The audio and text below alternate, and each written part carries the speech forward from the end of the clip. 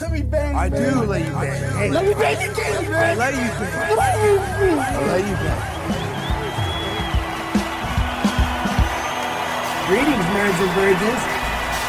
Go for Jesus. No forget Jesus, people. Hey, I'm not surprised, motherfuckers. Ladies and gentlemen, it is time once again for your favorite mixed martial arts podcast. Recording out of Los Angeles, California, it's MMA Roasted with Adam Hunter. Who the fuck is that guy? Yo, what's up, people? It's me, Adam Hunter. I'm with Jason Mayhem Miller, waiting for everyone else to show up. Fuck it. How are you, Jason? From awesome.com/MMA Roasted. I saw you. What was wrong with you? What was wrong with you, bro? What is wrong with you? You just served mom justice on some lady that ripped you off with some plane tickets, and you're looking like you lost the damn big title fight, bro. I think you're a big winner right now. Well, look, I told that girl, okay, if you were catching up, that girl who scammed me out of 2,400, her name is Kat Beal, and her husband, his name is Chris Beal, former UFC, I guess he was in the UFC, landed a good flying knee a long time ago, but they told me that they were going to give me $2,400 worth of like 30 vouchers. I told her I can't wait. My family can't wait to go. My daughter was ready to go. She's been watching YouTube videos about France every day, YouTube videos about Japan. It was like, I'm like, what a blessing. What a fucking blessing. Anyway, turns out, maybe she used to work. It probably ain't. Yep. Maybe she used to work for I know she used to work for JetBlue. Probably got fired pulling shit like this, and is now, I don't know what kind of pyramid thing she's got going. I don't know if I have no idea. All I know is I never got to fight. Bro, classic gypsy scam, bro. You go and to the people that you think are rich, you hit them up with a deal that's really good, too good to be true, but you sell it really hard and you get a couple of friends to vouch for you, and bingo bango, you just fucking yoink and you're out of there. Now, let's fast forward to the good part. You outed her on social media. The whole entire Instagram exploded because everybody loves Adam, and they just fucking fired up and forced them to cancel their Instagram. A fate worse than death. Well, the good news is that now she can't use Instagram to scam other people, because that's how she fucking got me. So at least people, but literally, you know what? I was thinking about it all fucking night, all day long, and every day she's like, I got $500 coming today. Her husband, I got $550 coming. Yo, we're getting you the money back. Hey, sorry this happened. And then it was like, I can't Zelle you anymore because we're off Zelle. We got kicked off Venmo. We can't do Cash App. Do you do Western Union? They asked. Yeah. Then they asked me, hey, would you be comfortable giving my husband your bank info so he could put it in the bank? I'm like, what the fuck? Like, I'm sorry you have to go through this, bro, but you gotta laugh that it's just like ridiculous at this point. Listen, bud, I once got scammed out of so much money that this is a pittance. This is a small percentage, and you got to make peace with it. And I think you did the best that you could. You outed the lady. Normally the old Mayhem would say you're a narc about that because, got to get yours, and like she got to get hers. But the new Mayhem is like, yeah, it's doing criminal activity, then she doesn't deserve to be rewarded with the silence of a muerto. You know what I'm saying? Well, the thing is, there's all these older people that, like, if you go to scampulse.com, she's scamming senior citizens, fucking like 80-year-olds, 75 people that and I'm telling her, hey, my kid can't wait to go. My wife, I took off 10 days of work, another 10 days, and that's money I can't get back. I don't have a fucking 9-to-5 job, right? Like, that's gigs that I couldn't have done. So then I go, listen, and I was like, why are you doing this? Like, why are you? So then I hit her. I go, listen, she goes, then she's the victim. Adam, please. People are before that, she goes, people are threatening my family. People are threatening this. They're coming to my house. Like as if, well, they're doing that because you took their fucking money. So Yeah. finally I was like, I go, if I don't get the money tomorrow, I'm putting you on full blast. This was my Instagram. I put it up at 7:40 last night, right? Adam, please. I'm begging. Please, please. OMG. I'm begging. I'll send the money within an hour. If I don't, you could put it back up. I'm begging. My husband too, because I fucking tagged him too, right? So I wrote, Kat, when I get the refund, I'll take it down. Please. Oh my gosh. Please, Adam. Just give me till 6:30. I feel like I'm in a fucking movie where like, like this is a common scam tactic. Like I said, I unfortunately, had a taste of the same thing where people who are very good at manipulation, they'll use all these manipulative tricks to like get you to, because if it was like a true thing, you would feel bad and like, if she really messed up on act, but it's pretty blatantly obvious what she did, that it was just a whole scheme. I like that the MMA podcast has now become a true crime podcast. Then she writes down, please, I'll send it $500. Adam, please. Adam, please. I'm begging. I could send $500. So stomping on her hunting grounds. You know what I mean? I wrote back. I'm like, when are you going to refund my money? Like, Adam, I'm getting death threats because of your post. I'm getting threats. Yeah. And then it's like, your money went to the person selling the tickets. I don't have $2,400 laying around. Neither did I. We've been paying people back. We can't do it in seconds. I called Venmo. I didn't scam you. I didn't steal you. Mayhem, you've never stole from a fucking person. Like out of all the shit that you've ever fucking done in your life. I don't, yeah. All my, I noticed there's some like, look, I've been incarcerated a bunch, and I noticed there's pretty much two distinct classes of criminal. Well, the first one is the one that I unfortunately was somebody who gets fucked up on substances and makes mistakes, like does things that out of character, does like, oops, like doesn't realize that they're breaking the law. And then there's the other one who might get on some substance, realize here's the line. I'm just going to stomp all over it, break it, and I'll just trick anybody who, thinks that I'm doing wrong. I'll trick them because I'm good at tricking them. And that's the one you ran into. I ran into that same thing, dude. It really hurts, but it really hurts. You get over it though. Nah, you can move on. You can move on from this. Yeah. It sucks. Take you guys to France, bro. I'm about to do a big deal. I'm about to take you guys to France.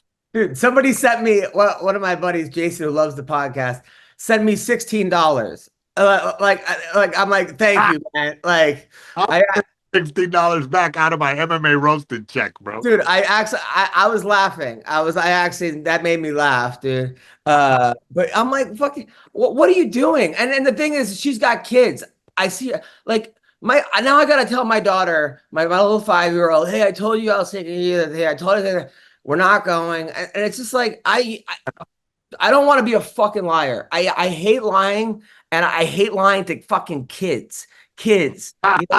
It's like my kid, especially, I don't want to be a fucking liar. If I say I'm going to be back, I'll be back. Every time I fucking leave, Violet, I'm leaving for a couple days, but I will be back. I promise you, I'll be back. It's like, what the fuck are you doing? Like, who knows what she's got going on? So it sounds like a drug habit. You know what I mean? I asked you, I said to you, I go, I hit her up. I go, you stole from people. What is it? Gambling? Is it drugs? Like, and she's like, I've never done a drug in my life. This makes it worse. I'd rather Well, some people have like a broken brain where they get a dopamine. I'm like super been into like looking into neurotransmitters and protocols and whatnot. And I'm like starting to get into that. And I'm realizing by my own behavior, because I'm a phone, like, I quit doing all drugs. I don't even smoke weed. I don't drink, nothing. But dude, I am on my phone, dog. I need more information all the time. I'm constantly, and I think that people, no matter who you are, you have like a dopamine threshold in which you need to fill these holes in your brain with neurotransmitters. You got to fill it with something. Is it working out? Or is it your phone time? Or is it, drugs? Or is it getting off on stealing from people. Like I had an ex, bro. She loved like we had plenty of money, but she got off on stealing more, getting more from people. I didn't know this about her until like it was the end of the road, but she just stole from everybody, stole everything. Anything that wasn't nailed down was hers. We would go to Home Depot and she would shoplift from Home Depot. I'm like literally watching her pile stolen items into a Mercedes. I'm like, dude, this girl is just brain broken. Like, what are you doing? I'm on probation. You're stealing fucking junk out of the damn Home Depot. Some people get off on that, dog. So just bear that in mind. Pray for her. Pray for her. Pray to your Jewish God for her, and make sure that you never talk to like, never let her get over on you again. That's So a hard lesson. I finally posted the person's info on social media. The scammer. Yeah, somebody told me. Yeah. And McCorkle, you missed it. Dude, I mean, a couple people have been saying this is all your fault. You're not famous enough, or what did you think was going to happen? Some people were funny, like, oh, Mike Perry had some Nigerian brothers. That like there was definitely some funny ones, you know. But me, I mean, so last night, McCorkle, like literally every text, please stop. I'm begging you. I'm begging you. I'll get you the money. I felt like I was like, in a, you know, a fucking hitman and like a mafia film where the guy catches the guy. But meanwhile, Mayhem, I didn't eat. McCorkle offered. McCorkle said, just give me the word. I'll have this guy paying you triple and interest. And I know he would. I was like, you know what? I know he would, because McCorkle told me that one of his role models is the bad guy from Karate Kid 3, who literally is a fucking billionaire, but just goes back to torture fucking Ralph Macchio. Like he has like $1 jillion, but he just wants to go torture a high school kid in karate. What was the guy with the ponytail? And I could see McCorkle doing that. Yeah, Terry Silver. Yeah. No, dude. Yeah, I'm not above anything when you really, really cross me. I'm not above anything. Like I know some guys that in MS-13. I'll tell you a story. I don't know if I told you before. Did I told you about when I had the guys take the person's roof back off that didn't pay me? No. This guy thought he would get cute. He bought the roof. This was years ago. He bought the roof and had it delivered because he wanted to save money. So I put it on cheaper than anybody else would do it. Well, my Mexicans did. And when it was done, his wife doesn't like the color, so he'll give me 75% of what we agreed on, but otherwise just put a lien on my house. I don't care. And I said, no, that's not going to work. You're going to have to pay me what you owe me or the roof's coming off. And he's like, I'll call the police. I said, I didn't say it was coming off right now, but it's coming off, you know? And he just kept saying, yeah, well, what he forgot was his wife had mentioned to me they were going out of town that weekend for like 3 days for their anniversary or something. So that Saturday, I paid the same Mexicans that I paid to put the roof on to go take it back off and pile it in his front yard. They took the roof. I paid them another $3,000 to take the roof back off and pile it in his front yard. So he came home with no roof on his house, and he was going to have to pay somebody to redo the whole thing now. And he already, I accepted his 75% offer. Like I took whatever he had already paid down, and then I had paid them to take it back off and left. And he called me up throwing a fit. I said, dude, it sounds to me like you upset some really dangerous people. I said, anybody that would go through that much work to come back out and take a roof back off and put it in your front yard, like that's kind of crazy. And I said, it's almost like they knew where you were going to be too, that you were going to be out of town. I said, so I don't know. I mean, you can call the police if you want, but I don't even know those guys' names. I hired them for the day from Home Depot, you know, as Mayhem's girlfriend was walking out with a couple drills she didn't need. So I was like, yeah, I said, so if I was you, I just wouldn't cross people. You never know who you're messing with, man. And yeah, there was a guy on Craigslist who posted like about a house, like everything's free tomorrow, open house. And he knew the door was open. Yeah. And people just came in and just took everything out of the house. I have great ideas like that all the time. Like I think all the time, you know what would really suck if somebody did to you? Like, and then like, I think what would suck if they did it to me. And then someone will cross me. And I actually told Don Frye this story this morning. I think you'll appreciate it. I had, actually, maybe I shouldn't tell you the story. Never mind. Let me think about it. I'll decide if I should tell you that story or not. Dude, one of the worst weeks of my life was I got a job working on Ellis Mania. That's what I saw Mayhem, who, by the way, was so funny on that. Back at they've hired me at Fuel TV. And they're like, hey, we need a comedian to help punch up. They put me in front of an avid editor. I have to watch 10,000 hours. At that point, Ellis had a full-on cult. I mean, he had a cult at one point. People were like, yeah, I came back from the war and I got hooked on heroin. And now that I found Ellis, I'm only on Oxy. Like everything was still kind of off, you know? And of course, Mayhem. I mean, it's a step forward. I don't know. So I'm like, all I'm doing is, but I had to watch 9,000 hours and time code the entire thing, right? All right. So then I'm like, I'm not sleeping. I got hired to do a college, right? I get to the college. The guy's like, the check's there, the check's there, the check's there. The checks got sent to me. It never got sent to me. I had to pay out of, I'm like, okay. He's like, just pick it up before you get to the college in like Chattanooga. And the thing was in Knoxville. So I drove like 3 hours the wrong way, 5 hours to get to the college. Then they're like, oh, by the way, this is a Bible school, right? Oh, the fucking check was a bounce check. It was so I almost got arrested trying to cash it. I go to the bank. They're like, this is a fucking bank. So I almost got arrested. I get to the college. Now I'm out, whatever. It was a couple grand I was getting for the college. They're like, the guy's like, you got to be crystal clean. And if anything's dirty, I'm going to cut you off. Within 3 seconds, they tried to cut me off. Fucking. So then, Bill Dawes is fucking calling me during the podcast. Right. So then fucking, right. So then I get off stage, lady makes a beeline for me, ready to curse me out. Like, you were dirty. And I'm like, dude, I did this show. Bill, For free. Bill, why would you call me? We're on the podcast. All right. So then I find out that so then I go home, I'm out, whatever. I found out that my sister was dating this guy that turned her on to some serious hardcore drugs, and like their place looked like a fucking disaster. There was a dog in the closet, just fucking awful. So I'm like, I went to fight the guy. I'm like, I will fuck you up right now, because he was also being abusive. Bill, I like how you came on. First you called during the podcast, and now your sound is completely fucking podcast. So now I hear like a fucking. So it's like 9 different fucking ways you could fucking ruin the fucking. Thank you, man. And then of course, wait, the sound's bad? No, well now it's okay. All right. So then I get back to the haha, do a show, and Willie fucking Barcena, this comedian that like accused me of taking a joke from years ago. This guy, very successful comic, has been on Tonight Show 10 times.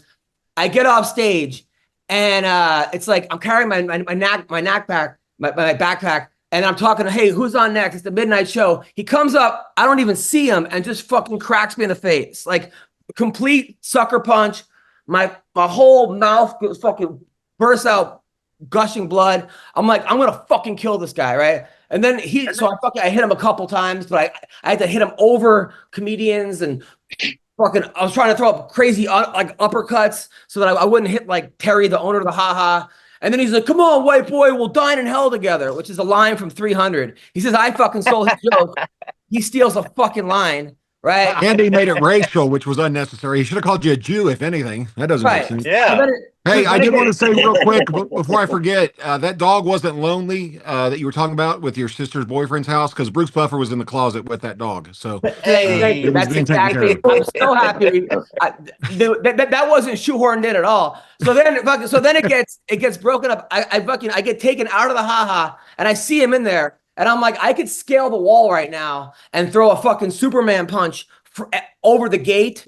But I'm like, that's a high wall. I probably will get stuck in the middle of the fucking trying to get up there, and then I'll just be a sitting duck. I do go to the hospital. I got yell for help. Yeah, I got fucking 6 stitches in my mouth. And then my friend who went to the hospital with me, my buddy, he fucking puts on Facebook, I'm with Adam in the hospital in the emergency room after a comic said he stole a joke. I'm like, motherfucker, take that down. And then he goes, I don't know my login info. I'm like, asshole, what do you mean you don't fucking, I don't know my password, and I'm getting lots of likes. So oh my God. Wait, Adam, the rumor is that you beat up Willie Barcena. Yeah, I mean, that's what the word is on the street. I hit him more than he hit me. He hit me once when I wasn't looking, but he was drunk. He didn't think. And then now he goes around saying he hit the wrong guy. He meant to another white guy named Matt Taylor, but he was so drunk he thought I was Matt Taylor. Do you think that's true, or is he This guy's just racist all the way around. Yeah. I don't know, man. What a racist this guy is. That is. That can't be true, because for Matt Taylor to have stolen a joke, it means he would have a joke in his act. Maybe, but I don't know. Well, I took him to court because it cost me $7,000 to fix my mouth, and then he tried to sue me, and then he tried to fight me at the courthouse. After he lied to the judge and said that I was jealous of his act. He's like, "Come on, let's go right now, white boy," outside the courthouse. I'm like, this motherfucker. And then I saw him again at the haha, and he's like, "Yo, we're cool, right?" I was with Joey Diaz. I'm like, "No, we're not fucking cool. You can't just punch people when they're not looking." That's such like Mayhem. Out of all those fucking fights you got into, they've always been against 6 guys, bouncers, Uriah Hall. I've been false cracked many a time, bro. Socked I got scarred in my head from somebody fucking socking me while I wasn't looking. Yeah. I always let the guy know before I'm gonna hit him. There's something in me that's honorable about getting in a street fight. They know they was in the fight. Right. Absolutely. Yeah, but also, and when you show up in a room, people think you're about to hit them. So that's kind of. No, you hit Adam for no reason. To me, I don't know. I think I always look at myself as, I don't know, this guy. I forget I look like this. And so people have a weird reaction to me and start getting nervous. And I think they want to punch me first before I punch them. But I'm not. Yeah.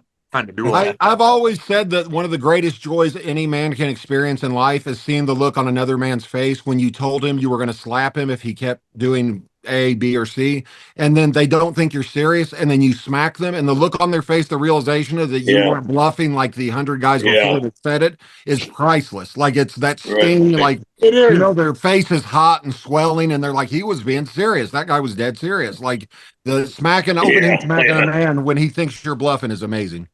Now, look, obviously this is a fighting podcast. I love watching fights. I hate it when it's 3-on-1. I hate people that get jumped. I hate when people get hit when they're not looking. Senseless fights is just come on. I just think America needs an overhaul, with our mentality, because there needs to be sort of a samurai code in place in American, because absolutely is with the pistol, right?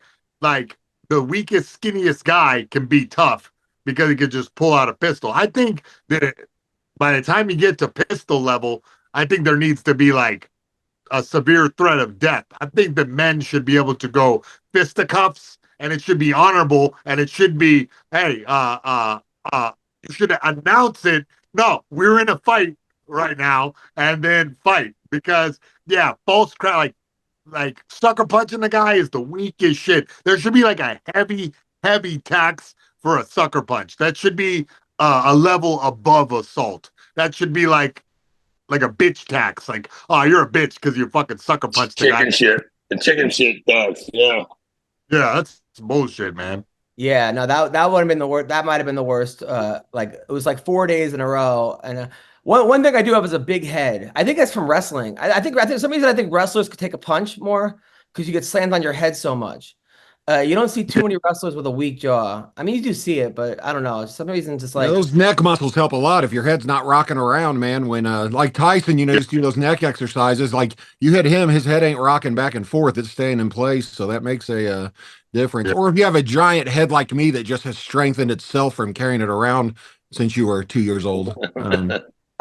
You ever hit a guy as hard as you can, all 3 of you, and have them not go anywhere, Jason? What? You ever hit somebody and you can't believe they took your punch?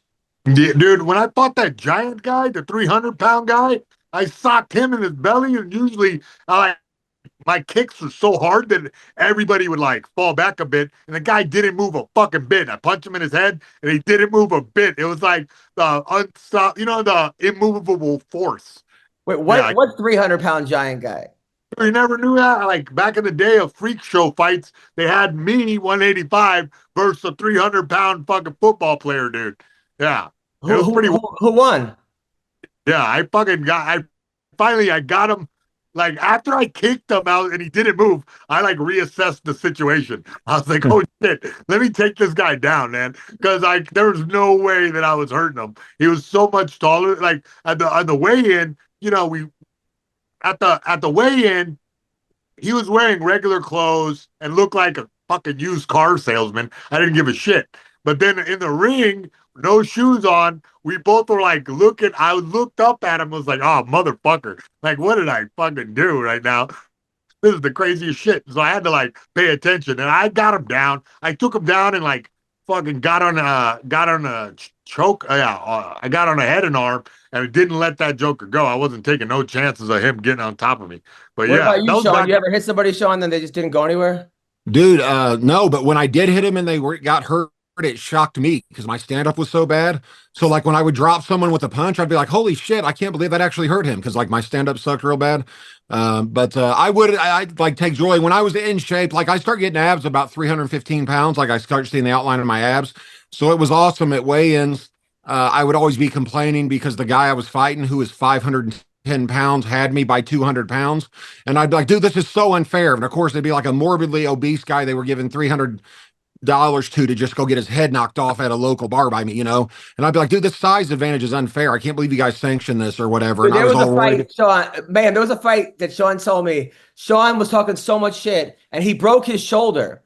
And he started hitting the guy with his broken hand. Like his hand is like out of the socket, and he's just, right? Dude, I fought the guy, I didn't like the dude, and I threw a right hand terribly, like an overhand swinging right, and it skimmed off the top of his head and dislocated my shoulder and broke it up high, like broke it in half up high. Oh. And I backed up and looked at it, and I looked over at his face, and I just imagined his fat ass running around celebrating, because he wasn't any good, but he was like 6-0, but he had fought terrible dudes. And I could just imagine him celebrating, and I knew all my friends were there, and I was like, dude, I'm not quitting. I fought for 3 rounds with that arm hanging just by my side, and was at one point slinging it, trying to hit him because he had my left hand. So I was just doing it. It did irreversible damage to my shoulder. I just found out 3 months ago that a third of my ball joint is broken off and just laying there, and a calcium thing. So that's why my shoulder hurts all the time. So I got paid $500 that night, but I won by decision. 3 rounds fighting only with my left hand against a dude that sucks. So I couldn't believe it. Yeah. I was so prideful at that point in my life. He would have had to kill me. Like I was like, I am not losing to this dude. If I was fighting Andrei Arlovsky or somebody, I'd been like, okay, this is going to be possible permanent damage. But when I got to the ER, the guy said I had nicked my artery in my shoulder, like with the bone that was broken, and I was bleeding internally, like on my thing or whatever. He said, "Do you realize how close you were to death tonight?" And I was like, but I won, you know? And yeah, my shoulder wasn't right for 2 years after that. Like, it's still not right, but it wasn't right at all for like 2 years after that. But I just, being prideful is one of the worst personality traits, but it's wonderful when you're a fighter, like being prideful like that. So what about you, Don? You ever hit anybody as hard as you can? They didn't go anywhere? Yeah. his ex-wife. Yeah, I mean, fuck Takayama. Yeah, jeez. No, she went somewhere. She went to everybody else's bed. Did you land clean on Coleman? No, I never landed clean on Coleman. No, fuck no. But by the way, Ryan Bader is playing Coleman in like the new movie with Mark Kerr. Yeah. And he told me Bader's like never really even acted before. Like he just like auditioned like last minute, and all of a sudden they just like gave him the role. He was so nice about it. Bader's a really, really nice guy. Really, he is, man. I met him a couple times, hung out with him a couple times. He's the nicest dude ever. Like one of the nicest dudes I've ever met. Yeah. Why is he so nice? Does he have autism?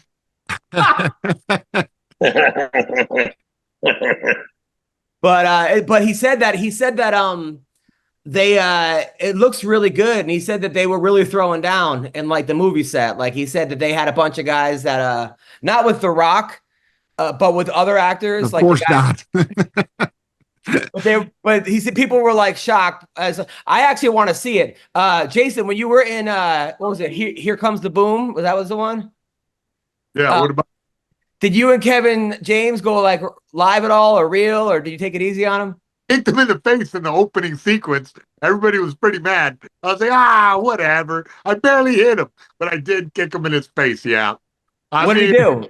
No, he just like he acted through it, and then when they said cut, he's like, "What the hell are you doing?" And I was like, "Hey, bud, it's a tough sport." I just went, "It's a sport. Be careful. Protect yourself at all times, Kevin James."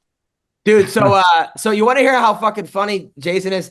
So he tells me, he's like, I got a surprise for you for my fight. I think it was against Bisping.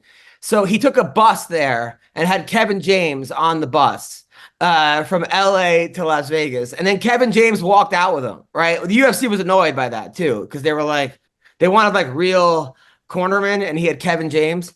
And I go, hey, Jason, remember when Kevin and you took the bus? He's like, what? When did that happen? That didn't happen. I'm like, no, you called me from the bus. Like you don't even remember. Fuck, but like you don't even remember taking a bus for 4 hours. No, you know what it was? I didn't consider that a bus. That was like an RV, wasn't it? Yeah, well, okay. Right, got it. It was an RV. Yeah. That bus. I was thinking, what do you fucking think I am? The Partridge Family? Dude, I wasn't on a bus, bro. I was definitely on an RV, like a luxury liner RV. Bus? What do you mean? You think Okay, it wasn't a bus, but the whole me bringing Greyhound and got him and Kevin James some $62 tickets to Vegas. Greyhound? Like, did I take the short version of Tom McCorkle's Ride to School? No. Yeah, okay, it wasn't a bus, but the fact that I brought up Kevin James to your fight, he worked your corner. That didn't none of that rang any bells. Like, you see, because you are a comedian and you hold James in such a high esteem. He's one of the 249 left of real comedians out there, and you think that he's so awesome. And I just think it was another training partner of mine. And the fuck would I Greyhound from Orange County to Vegas with Kevin what's James. crazy is every episode Mayhem drops 3 or 4 inside jokes to 150,000 people, like and no one, like I'm the only one that gets it. Like there's 150,000 homeless cats out there that get it, but through every episode he's got at least 3 or 4 inside jokes. Stop, you don't matter because we don't matter. That's right. So Don, now I heard that and we'll get to the whole sphere and everything. Everyone said Steven Seagal is the biggest asshole to train with. And something happened with him and Josh Barnett. I don't know what happened, but Barnett was like, they said Seagal fucks up his training partners. Like, did you ever work with Steven Seagal, Don? No. Yo, I'll take this Steven Seagal fucking life. Did you ever hear about him at all? Like with other actors? Never what? Did you ever hear he's a real asshole, yeah. And he would hurt stuntmen intentionally. Yeah. I met that fucking asshole one night, just shook his hand briefly, at the when I did that Godzilla movie. And they had the premiere at the Grauman Chinese Theater. And Ruhei Katamura, the director, invited him to the movie. So he brings like fucking 5 other people with him, and they sat down right in front of us, so you had to shake their hand, because Ruhei wanted to meet him. And then the fucker gets up in the middle of the movie and walks out, like what a fucking asshole. 3 of those people looked like they were hiding underneath his overcoat last time I saw Steven Seagal. Yeah. Sammy the Bull, the mobster, said the other day that they used to tax Steven Seagal on his movies. And the guy was like, why? Because did you guys help him in his career? He goes, no, he's just a bitch. So he said, John Gotti sent me, and I met one of his people and said, you're going to pay us $200,000 a movie. And he's like, oh, okay, sir. He said, like any other actor would have called the FBI or been like, I'm not being involved with this. Like Steven Seagal was just like, okay, I'll just give you guys $250,000 a movie. Well, I like how McCorkle doesn't watch TV, doesn't watch the internet, but for some reason every week knows what Sammy the Bull said. Get fuck off. Don't have What's up, people? Listen, Major League Baseball is right now, and I've had some of my best memories. Me and my dad going to games. I actually caught a couple balls a couple times. I had a blast. I take my daughter to the game, my wife. We have a great time. And check it out. Game Time is an authorized ticket marketplace of Major League Baseball, which means getting tickets, you can get them faster and easier. Prices on the Game Time app actually go down the closer it gets to the first pitch. It goes down, not up. Now, with killer last-minute deals, all-in prices, views from your seat, okay, which is great. That way you don't get there and all of a sudden you can't see anything. And their lowest price guarantee, Game Time takes the guesswork out of buying MLB tickets. So you gotta check out this Game Time app. It is so easy, okay, to navigate, download. I go to all my sporting events. I went to a Sparks game, the one that I took Mayhem and them to. All right, we had a great time. It was like $14 each. It was cheaper than movie tickets. All right, so you got to check it out. They got last minute deals. You could save up to 60% buying off last minutes for sports, concerts, comedy, theater. You get flash deals. All right. Which means that you could save even more with exclusive in-app deals on select seats ahead of the game or the event. They have all-in pricing and they have ticket coverage. Your purchase is covered with the most flexible customer service policy in the ticketing industry. And they have lowest price guarantee, which means if it's not the lowest price, Game Time will credit you 110% of the difference. So take the guesswork out of buying MLB tickets with Game Time. So download the Game Time app, create an account, and use the code CLNS for $20 off first purchase. That's right. How come you're always updated on Sammy the Bull? And redeem the code. He's kind of a hero of mine in some ways, except for $20 off. He's on Download Game Time today. Subreddit, Last yo. minute tickets, lowest price. He always knows what Sammy the Bull's up to. Thank you. Have you ever watched any of his interviews? He's fascinating, man. Yeah. He is. Bill, we lost you for a sec. Everything okay? I got pulled over by a cop for texting and driving. And you're like, I'm not texting. I'm on the #1 podcast in the universe. MMA Roasted. Did you get out of Yeah, it? Or you no? should put him on the podcast, man. I never, ever get out of a ticket. I'm like, my brother's a cop. My dad's a vet. It doesn't matter. There's nothing I can say. I'm on with Don Frye. Doesn't matter. You got to cradle, bro. Cradle like this. Fuck, sorry, Bill. You probably got additional charges too for associating with felons being on this podcast. Exactly, bro. Yeah. He saw the lineup and was like, yeah, I know the kind of guys you're hanging around with. Don, how is the Hall of Fame? It was different. But it was That's nice. code for it sucked. Made a lot of people smile, for being there. So I'm glad I went, and then I saw some friends I hadn't seen in a decade, so it was a good little trip for a couple of days. Oh, nice. And then Mayhem, how was Jersey? Oh, bro, Jersey was awesome. What happened? I didn't think I was going to like it, right? But here's the thing, right? I'm not attached to stuff because, as you know, I did a long stretch in the clink and I lost everything. When you forget to pay your storage locker, you lose everything. So I don't care about stuff. But when I went to this place, Pandora's Box Toys and Collectibles in Jersey, it was like this weird ass warp zone where I got to see like all my old fight like flyers and posters and people had me sign. And bro, I was scared because I walked in there like early and it was one dude standing in like a line, a red rope line. And I was like, this is my life. Nobody remembers me, and fucking this sucks. This is gonna be embarrassing as shit. I'm gonna be like Sean McCorkle, scared to lose the fight right now because it's so embarrassing. But no, bro, I sat down at that table. But 3 other people showed up. Yeah, bro, I sat down from 12 to 2, and people were streaming in. It was a constant. I was like shocked, bro. I was shocked. And I'm so thankful, and God bless America for that. I'm so thankful for that because people were coming up, sharing memories and whatnot, and just high-fiving and whatever. And it really gave me like a new outlook on what I can do with this Z-level celebrity. Like, I'm going to do something with this. For the whole world, and I help you guys, help everybody in the MMA community. I know I can do it, and I've got the right connections, and I got the right mindset. I'm manifesting over here, fucking manifesting, dog. I love it. Well, you got me into a fight with my wife, so thank you, by the way. Because I was He's getting into promoting fights too. Because I was sticking up for you. What happened was, so, you called me, this Asian girl was like flirting with Mayhem and then posted on Instagram, right? And I know the girl. She's a funny comedian, but and Bill, you know her too, all right? Okay.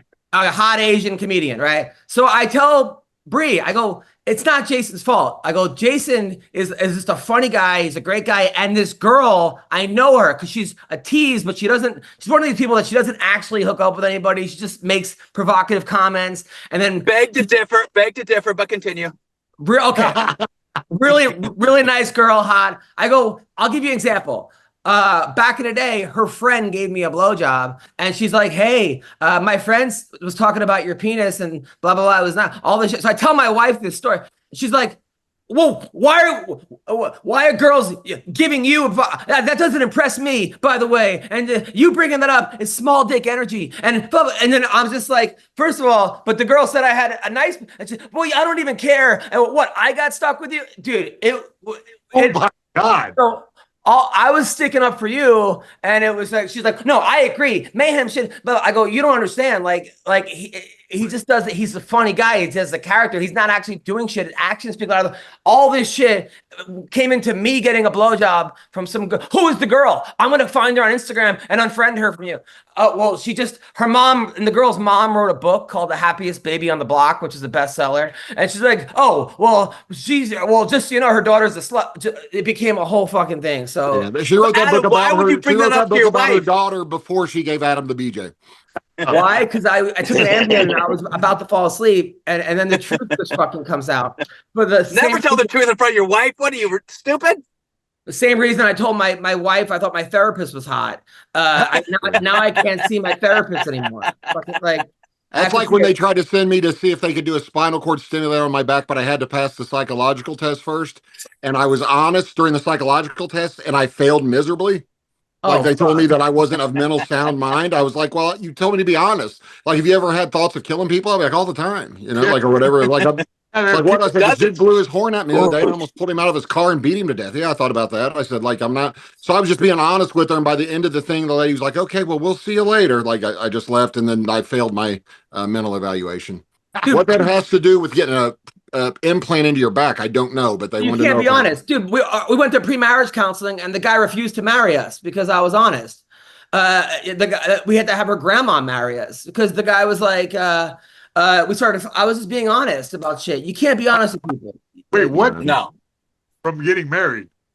My wife wanted to do pre-marriage counseling, right? Which was the stupidest fucking. So we're in this church. Her church is a couple that's like, a guy's a virgin with a 16-year-old. Another guy the girl won't be able to fuck up. They're not even think about getting married. Some gay couple. Meanwhile, the guy's giving us financial advice. He hasn't worked in 4 years. He says his wife pays for everything. It was just, I was making a kind of a joke about it. Sounds like he has exactly the kind of financial advice I need. Like, if he hasn't worked for 4 years and his wife is still working, I want that secret. That would be awesome. I was making jokes. I was like, so what when you get to the point, Adam? What did you say that he was like? I think the kicker was, well, if I marry my wife, will I accept Christ in my life? And I said, no, I'm Jewish. And that was I don't know if you heard, sir. We killed him. My people killed him 2,000 years ago. So it was the Romans. I don't know. It was the fucking Romans. It's the Romans. How dare you?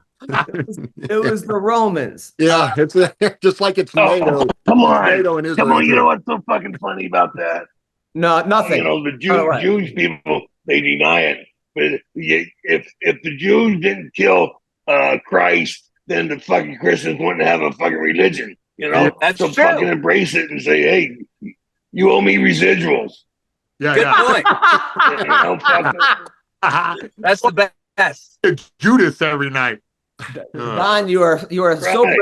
Don, you're so brilliant, man. Don is like the modern day Archie Bunker. There wouldn't be a religion. He's like a tough Archie Bunker. He really is like Al Bundy, Archie Bunker, and Chuck Norris in one person. Like a mustachioed Buddha. Yeah, there you go, baby. Don, you gotta get to the bottom. Do you really do border patrol on your own? What? On my own? Yeah, like because one time I go ride a horse. A horse. You really do. You ride a horse. And then, have you ever caught anyone breaking in? Yeah, of course.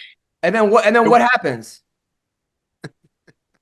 I don't do that. I'm just pulling your fucking leg, buddy. Oh fuck! Suddenly the story changes. You kill them. We know it. Doesn't want to get busted for that shit. The statute. Of course. Dude, Don has some of the funniest shit. Like, I remember one time on the podcast, I go, "What'd you think of the fight?" He goes, "Oh, the guy, he was sneaky, like the Chinese." And McCorkle's face Goes, I don't know what the Chinese have to do with this. That was one of my all-time favorite. And then there was a fighter that did gay porn through college. I'm not going to say his name, but he's straight. He's married with kids. And I go, yeah, the guy, he did gay porn to pay his way through college. And all of a sudden here, I went to fucking college. I didn't do gay porn. Fuck no. I got news for you. You're not straight. If you do gay porn, you're not straight. Okay? Yeah. Give that shit up. Yeah. That's a fucking lie. McCorkle, you've lost so much weight, your clothes are now big. I know. Here's what's great is I had to do a virtual appointment with my doctor yesterday, and she's such a bitch. She's mad that I lost weight so fast. Why? She's like, that's unhealthy. I said, it's really not. Like, if I just don't eat any carbs and I exercise all the time, I lose weight like at an alarming rate, and take steroids, but we won't talk about that. But I lose weight at a crazy rate. Like, if you're on HGH, Winstrol, Anavar, doing 2 hours a day of cardio, eating 1,200 calories and no carbs, you're going to lose weight pretty fast when you're as big as me. And she's like, you need to slow it down, or I'm not gonna see you anymore, or whatever. I'm like, I think she's mad because she's fat. Like, I think that's what it is. Like, she can't lose weight. And so, like, I think she's mad. She goes, no, nobody should be able to lose 52 pounds in 8 weeks. I said, I've lost 23 in 19 hours before cutting weight. You know what I mean? So, like, I can actually, when you're as big as me, like, water weight is a third of it. You know what I mean? Just not eating salty and like carby food. You know what I mean? So yeah, you can lose the 50 if you chop off your dick. Yeah, that's what I have nothing. I was going to try to come up with a Bruce Buffer joke. I had nothing. I was waiting for the Buffer joke. By the way, speaking of steroids, Phil Baroni, who is in jail in Mexico, I don't know what the deal is. Obviously, he's allegedly killed his girlfriend or admitted to it. Some people say he was set up. I think he's obviously awful. What he did was awful. No, nothing good. But back in the day in the podcast, something funny he did say was in college, he was selling HGH to the football team at Hofstra, and they went undefeated that year because of Phil, or they made it to the playoffs for the first time in the history because of Phil Baroni. Mayhem, you were his roommate, right? I mean, sorta. I lived at training camp with him. Yeah, he was on a lot of gear. Yeah, he was a science experiment. That guy. Yeah. Oh, he got mad at me one time. I did a podcast and I was on it with him, and I asked him if he ever figured out his problems with his cardio. I said, because I never did. Like, I could be in phenomenal shape, but I would get tired in fights way faster than I should.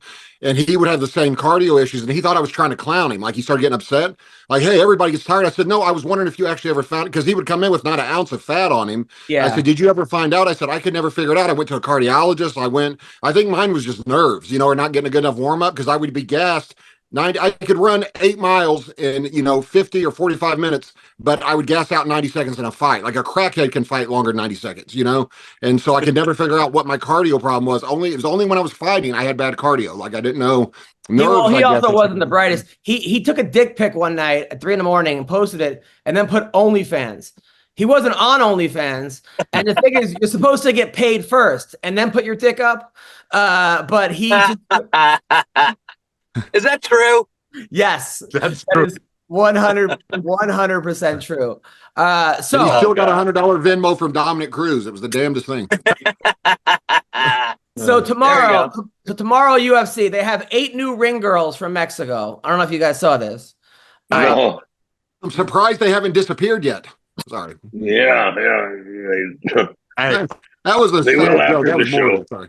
There were After the show. There were 8 girls that Don found at the border, and is bringing them. So tomorrow, right? So just so you guys know what's going on, Dana White. All right, so it's not. Here we go. It's a $2.3 billion arena. Here, I'll share the screen. The Sphere, right? Yeah. It's basically, it's got 580,000 square feet of LED display. The challenge presented itself. They got this big Emmy winner to produce it. It cost them $20 million. They say it's not like they don't have sports here. It's like doing the Super Bowl on the moon. That's what the guy said. Essentially what this is. It's almost hard to describe. They're having mini movies. It's obviously going to be on pay-per-view.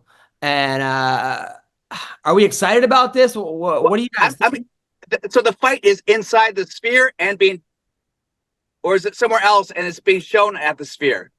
It's in the Sphere. It's in the Sphere. Yeah. What's the point of that? I mean, Just to be the first. Cool display. Like, I bet it's fun. It's definitely going to be fun. It's going to be weird and cool. It's like having it at a rave, you know? It's like a strange thing. The biggest decision I'm trying to make is whether I'm going to go ahead and just stream it for free and risk like the bad reception so I won't get the full experience, or pay them their $97 by the time you get through the 7 paywalls to actually watch it legally. That's what I'm trying to decide. I mean, they said that, Bossari and them, they built the creative team of basically the Avengers. They put people on a team who worked on Taylor Swift tour. He has to figure out how to live up to the standard. I don't know. I mean, I understand why this is cool. And I think what happens is Dana White, he goes to these events, right? And he goes, this is fucking awesome. I want this. And then he brings it over. And I feel like that's what happened. He went to Taylor Swift tour? Yeah. I think, he went to U2 at the Sphere, and it's supposed to be amazing. So then he's like, I want this. And that's kind of the genius about him, but also sometimes he has nobody telling him no. That's what happened with Power Slap, I think. I think he went to a Power Slap event. He goes, this is so much fucking fun. We have to have this. I just don't know sometimes if you could recreate this for the television. Like, it seems like it's I think it'll be awesome if you're there, if you have enough money to fucking buy a ticket, $5,000 or whatever it is. Yeah. But on TV, it's going to be another fight with some kind of cool back. Like, you ever see when they zoom out in the Minneapolis, arena or whatever, and it's like, oh, that's a nice arena. It's going to be a lot of that, but it's still going to be a fight. I heard they're going to show like 11 movies, like at some point during the fights. About the history of Mexican fighting, right? But then Canelo's fighting down the block. I did hear that, what's his name? Dakota Cochran, one of his films made the cut, so it'll be one of the final 11. So that'll be interesting to see how they mix that in. I wasn't mentioning his name. He's the nicest fucking guy in the world. I don't doubt he is, but I thought when I heard his name was Dakota Cochran, I thought that was his porn name. His porn name was Billy. Hilarious. Like his actual given name is Dakota Cochran. No, McCorkle. He was a guy, bro. And when he was going through college, he was really nice. Was he? Dude, he's been on the podcast and he's like, hey man, I love your show. Just please don't mention about my gay porn past, right? And I'm God. And I was like, I got you, man. And then of course that's all I could fucking think about. It's like when they say don't think of something, that's all you can think about, Even when they don't say don't think of that, that's all Adam can think about. That's right. Right. By the way, you don't have a gay porn past. You have a gay porn career. Right. It's never in your past. I don't. Yeah, personally, I don't know how you could be hard around guys fucking them and say I'd say you're at the minimum bisexual, but fuck it, some people. Who knows? Who fucking knows? Some people lie. It's 2024, bro. Get out there and fuck some dudes. How many now, Mayhem? I know you mentioned being incarcerated, right? Is there a lot of gay sex going on in there? I mean, there's some, like a lot, like a lot, Nah, I wouldn't say a lot, but there is some, because there's dudes there who are there forever, and they know they're there forever, and some guys are there for a long time, and they have a what's called gay for the stay. Now, there's dudes who will get into relationships with other dudes, bang other dudes. And, in the California state prison system, there's actually trans girls that are hotter than some of you guys, girls and wives, that inside the friggin' prison. I'm not joking. Full on chicks with tits and lips and ass and all that. They're there. So if you're there for a good long stretch, you might want to risk getting a write-up and going to the hole for a little bit of the hole. I don't know. I never once partook myself, but yeah. Thank you for clarifying. But it's mostly consensual, or because everyone always says it's rape, but it's rape thing is like a funny thing. It's not that it doesn't happen, but it's so rare that it's hilarious that that's the first thing that people think about. Like but it's not like. Especially in the lower level of the lower levels of prison, like maybe at level 4 or level 3, where it's all just complete monsters there. But the lower level prison is not. That's not even a.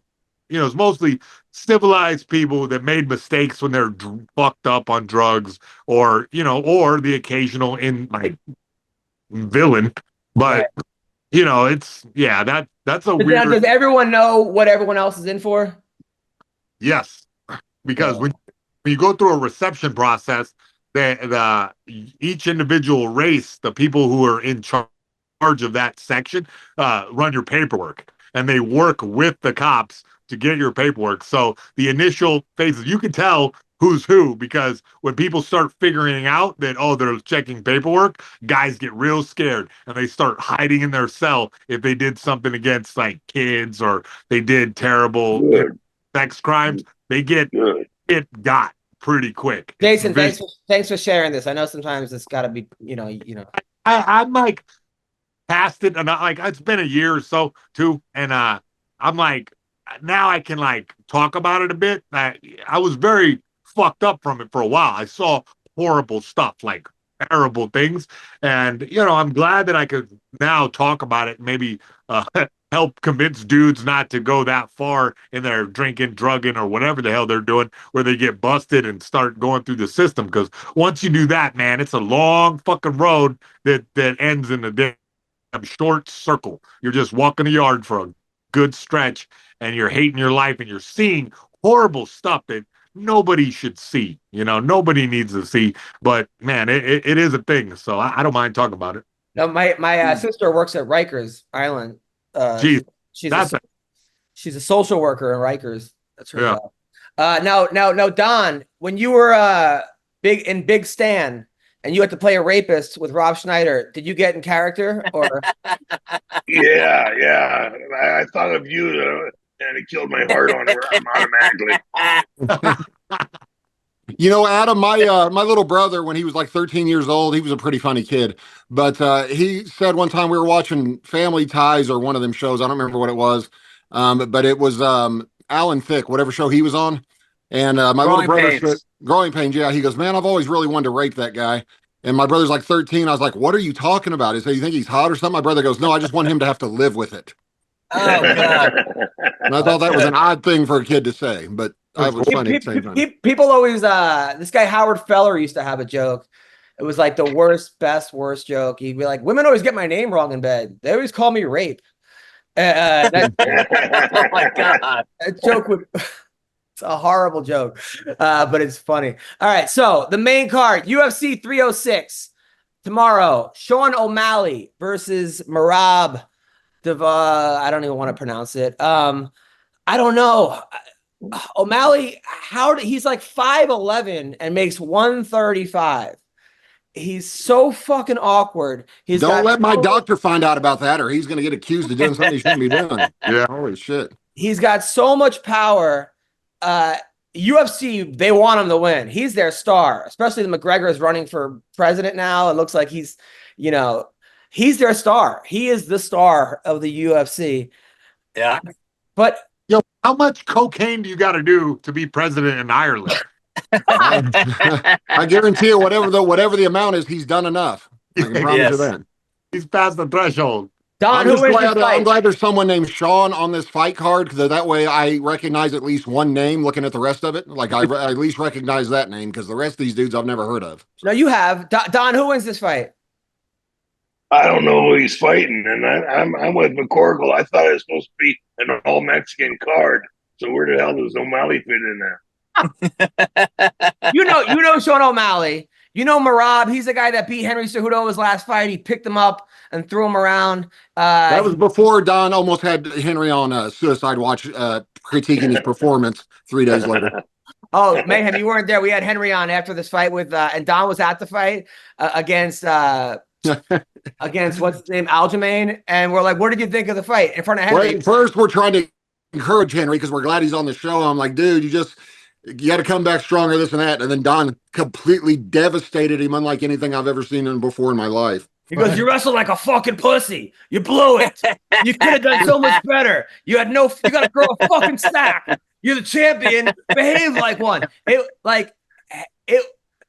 It was like every coach you always wanted, but also hated having. I don't think Henry's probably not the same still. Like, you know how Mayhem was talking about the things he saw in prison. I think nothing was as traumatizing as that traumatized Cejudo, because Don Frye telling you fought like an idiot. He was just like, oh, great. Oh, man. Although I did give him the best entrance idea ever. I said the next time he comes to the cage, he should have like a gym bag or knapsack and throw it over the fence and then climb up real fast and jump over with like a, sombrero on. And I said I thought that would go big, but he hasn't implemented, like I haven't implemented it yet. Henry's the craziest. I mean, the guy, he was the only guy to win the gold medal on that Olympic wrestling team with all those studs. And yet he never uses he doesn't use wrestling anymore. He wanted to be a boxer. But O'Malley, Mayhem, who wins this fight? Buddy, I'm guessing that it might be Merab's night, huh? I'm like one of those, I don't know, I just feel I know the odds makers say O'Malley, and I love O'Malley, and I want him to win, but there feels like there's a rumble in the fucking jungle right now. I don't know. A force? There's a disturbance in the force? Yeah. Bill, who wins? Well, I would normally say Merab, but what people don't realize about Sean O'Malley is he's got sick grappling. He never gets to show it off because he's always striking, but his jiu-jitsu is like really top shelf. Yeah. I mean, I don't know if you've watched his videos, man, but he's an incredible jiu-jitsu guy. So I think Merab does his wrestling. I think he might get surprised at some submissions from O'Malley. I think he beat Aoki. So I gotta go with O'Malley. Aoki in grappling, in like one of those grappling things. I'm picking Merab because I think that dude's real stubby. Like, what's he gonna do? Hit him with a triangle or something? I don't know. That's true. It's like I a think weird that I'm with you, Jason. I think Merab is a workhorse, and I think that look, power is amazing, but like it's like with Connor, where he was surprising everyone with his power, but this dude knows exactly how he can lose. So I don't think he's going to get hit clean. Sean, what do you think? I couldn't tell you Merab if I saw him. I don't remember his fight, but I know I've seen him fight a couple times, and I remember thinking he was really, really, really good when I watched him fight. Like I remember thinking, man, that dude's a badass. So I'm going with him because I'm not the biggest O'Malley fan because of the basketball moves during a fight. I think that's the dumbest shit I've ever seen in my life. It's like when I like John Fitch, but that face he used to make after he would win, he would make some weird snarl and look at the camera. And I told him if I ever saw him do it and I was there, I was going to smack him like while he was doing it because I can't take it. So the best is when Ben Rothwell tried to become like a bad guy from a Marvel. That was hilarious. Yeah, that was awesome. It was so bad. He's like, I'm going to be back, and everyone's just like it was so fucking bad. Did I tell you about how disappointed Ben Rothwell was when he met me? Like most people. Me and for a long time before I got in the UFC, I would like take pictures next to other fighters and I would stand on something to make myself like a foot taller or 8 inches taller. So I had a picture with Matt Mitrione where I was like a foot and a half taller than him, but it looked legit, like it didn't look staged. And so Ben Rothwell was training with Mitrione. He's like, dude, is McCorkle really as bad as he says? And Mitrione's like, dude, that dude could beat up Fedor and whoever, Randleman at the same time. He just went with it, the stories I was telling, because I was challenging, before I was in the UFC, I was challenging guys like Josh Barnett to a fight, and I said $250,000 cash, but I want to be able to film it, and we're going to post it after, and I'll beat you in under 5 minutes, and no sane person's going to take that challenge, because they got to think that I know something they don't, but the truth was, I was never fighting them, nor spending that kind of money, because I knew they would beat me, but I also knew they would back down, so I had like a legend going on. That's how I got UFC like that. And so when Ben Rothwell saw me, he goes, dude, I thought you were like 7'6" or something. He said, you're not even like, you're as tall as me. And I was like, he goes, are you really as tough as everybody says? I was like, not really, man. I said, I just like made everybody believe it. So also Bellator is tomorrow. They didn't tell anybody. But it's Leah McCourt. She's a good fighter. She beat Sarah McMahon. Whatever. Let's go back to the UFC. Alexa Grasso versus Shevchenko. They just coached the Ultimate Fighter together. Grasso won the first one. It was a draw the second one. This is the third one. Does anyone care to talk about this one or no? No. I'm not much for women fighting, man. Brian Ortega versus Diego Lopez. Lopez is the guy that has like every bad haircut in one. He has like a mullet. And then it's like a boy band member, but also it's like he's really good. Brian Ortega just got married and started like his own church, like school, like the School of Man or something for man church. Oh God, That's hot. But this should be a good fight. Sean, you know anything about this? No, I know when I saw Ortega, I think it was his first UFC fight. I saw him fight Clay Guida, and I remember thinking the kid is going to be the future champ, man. He looked like he just had it. But he's got to be one of the toughest dudes in the UFC, man, as far as taking a beating. I've seen him take some beatings. I think it was what Max Holloway almost killed him 7 separate times in that fight, and they wouldn't stop it.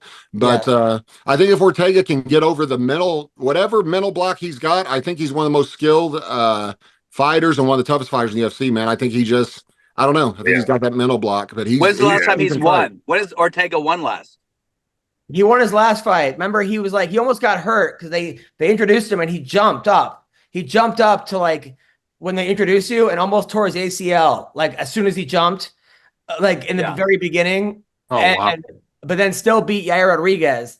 But Yair looked awful in that fight. That was just I think that was more of Yair losing than him winning. He also broke up with Tracy Cortez, which but then he got married. Seems like Yair Rodriguez would be on this card. Is he not on this card? No, I'm pretty sure he retired. But yeah, there's like. Oh, really? Yeah. I thought he's young, isn't he? He's one, but I think he retired after his last fight, which is good because he looked awful. Yeah. So yeah, that's what's going on. There's a couple. If they need any last minute replacements, I got like 20 Mexicans working for me now. And dude, when you're on a roof at 100 degrees, I bet 5 and 5 don't sound too bad. So if they does anyone know why this is significance as far as Mexico though goes? Like, is it a holiday? Mexican Independence Day, I think. Is it? It's their July. Isn't that Cinco de Mayo? Isn't that Cinco de Mayo? No, that was from they have two because they beat the French on one and they beat the Mexicans, the Spanish on the others. I thought Bill was actually asking if tomorrow was Cinco de Mayo, and I was like, Bill, I don't know what you're on, but I want somebody. Like that's yeah. But then also, what does it have to do with Riyadh? Does anyone know anything that had to do like because they said also sponsored by Riyadh. Does anyone know why that's no the pleasure yachts, but they got those ring girls off of. Yeah, there you go. They just wanted to distract from the fact that they were responsible for 9/11. Yeah, exactly. this fucking podcast. So no one knows why 9/11 is their Cinco de Mayo. Come on, dude. That's good. Come on. It was great. So no one knows. I'm leaving all this shit in. Fuck it. All right. So I don't even. It's funny, man. You rip off Adam for $2,800, and all of a sudden he's got balls of steel. He's like, "Fuck it, I don't care." $2,800. Like, what happened after that post, Adam? Anything from that post? I got all these likes. Somebody gave me a name of a good lawyer. But then I'm like, that guy will scam me too, probably. Because I wanted to post. I got scammed. Does anyone know a good lawyer? But I knew everyone was gonna write what. This is a oxymoron. Like, what, you need another scam? Like, it's like when I write a bit, I can think of the 19 fucking things that I would say to myself if I actually was. Yeah. So, also fighting. All right. Last week, John Lineker won. Jeremy Stevens won. You guys see that fight? And afterwards, he made some speech that was kind of funny. Jeremy Stevens was actually kind of funny last week. I forgot what it was. Cynthia Cavillo won. This week, because it says like that guy Jake Collier won. He's the guy that went to a wedding and everyone called him fat at the wedding. So then he started doing jiu-jitsu because he felt bad. And then next thing I know, he was training under a shed, and then he made it to the UFC like 2 years later. The traditional route. Yeah, exactly. Gleason Tebow's fighting this week. Oh, isn't he 112 years old? Dude, he was 40 like 10 years ago. He had to be. He looks great though. Yo, I don't know when this picture was from. This is 2022. Yeah, it's 2 years ago. So he's that was from his 50th birthday. That's his MySpace profile picture. Yeah. Also, Ben Henderson is boxing. Chris Avila. He's the Diaz brothers' friend who's like 6-0 in boxing. He just beat Anthony. He beat Anthony. What's his name? Joshua? No, Anthony, the crazy kick, the best kick of all time. Anthony Pettis. Yeah. He's fighting in DAZN. He's boxing him. Ben Henderson like fights every week. No one even knows. He just fights. Ben Henderson just goes out and fights people. I was watching him train one time, and he was taking a guy down while training, while telling his wife about like laundry and stuff and what chores to do, like during sparring. But yeah, he's fighting Chris Avila. And then also, who else is fighting? Luis Pena. He's Violent Bob Ross. Remember him? Yeah. Wasn't he domestically violent Bob Ross and got cut for it? Yes, he was also domestically violent Bob Ross. That's a great joke, but also true. Is he back in the UFC? No, he's fighting. No, these guys, this is not UFC. He's fighting John Simone, Ricky Simone's brother, at Cage Titan 67. And then, man, I've been waiting for that one for months. Ever since Cage Titan 66, I haven't been able to keep my mind off of it. This is the Bellator card? No, this is Cage Titan 66. I love how all the pictures that have UFC behind them, the logo of the UFC behind them. Oh, you know who else is on the card tomorrow? I don't know. What is Riyadh season? Does anyone know Riyadh season? I'm going to get September. Yeah, September 11th to 12th, I believe. But why is that why is it a season? Aren't the seasons like fall and spring and summer? When winter? you pull off something like that, you want to celebrate all month. Come on. Yeah. No, this is go over there now because it's not 112 degrees. I don't know. But also, what's his name's on this card? Who's the kid who's like he was like he looked like he was 16, but he got signed when he was 16. But he's got that face where he looks like Bigfoot Silva if he was like shrunk in the dryer. You know what I'm talking about? Smallfoot Silva. Like a baby back Silva. Oh, he's like a small giant. I know you're talking about that real. Raul Rosas Jr. This kid. Yeah. Yeah. Oh, yeah. He's young. He's 19 years old. He's 9-1 in the UFC. He's great at jiu-jitsu. He says he's going to retire when he's 25 after he becomes the champion. Wait, when his when his body catches up with his chin? He's gonna start an OnlyFans after that. Yeah, exactly. The only Don, is that your stomach? Only fan because Don, is that your stomach what's growling? Don, is that your dog? What? Is that your dog? Yeah, it's my dog. I thought you were moving, Don. Moving where? Remember, I went to your house. His house is amazing, by the way. You said you were selling it. Yeah, haven't sold it yet. This great fucking economy, thanks to Joe Biden and Kamala Harris. Nobody has any fucking money, so it's a little hard to sell a house when the economy is shit. I bet you once mortgage rates get under 28%, I think it'll be better. Yeah, exactly. Bill, where are you living now? I'm guarding on my cats to make sure they don't get ate by all the fucking. It's a tough economy out there. I started a chuck wagon with nothing but cat burgers. Yeah, exactly. I did a joke. I go, I don't know if it's true, but my Haitian friends opening up a restaurant, McDoggles and Arfie's and Chick-fil-A. So Don, who's that on your shirt? President Reagan, baby. President Reagan. Oh yeah. Fuck yeah. Have you always been a Republican, Don, or no? Yeah, always. Always, baby. Yeah. Actually, his first diaper was American flag diaper. Yeah, actually, I'm an independent, because the Republicans are fucking fucked up like the Democrats almost. At least the only saving grace is President Trump, All right. Well, listen, Mayhem, we got what do you got coming up? Fuck, who cares? I don't care. This is the best. Who gives a shit, bro? We got the best podcast on earth. It really is. Bill, what do you got coming up? Just my Wednesday show, Laugh Factory. I'll be in Palm Springs on Saturday with Ismo from Finland. Oh, nice. Yeah. Sean? Well, I was coming out there in mid-October till I saw you're going to be on cruises all month, so it kind of threw my plan off there. So I'm trying to figure out when you're going to be out there so we can all, so I can make it out there and Don can make it out there and make it work. So Yeah. Well, hopefully I get rich and famous for then, so I could cancel everything. Amen. Monday I'll be on Gutfeld this Monday in 3 days. So on Fox News. Hope you guys are going good. And then Don, what do you got coming up? Not a damn thing, baby. Not a damn thing.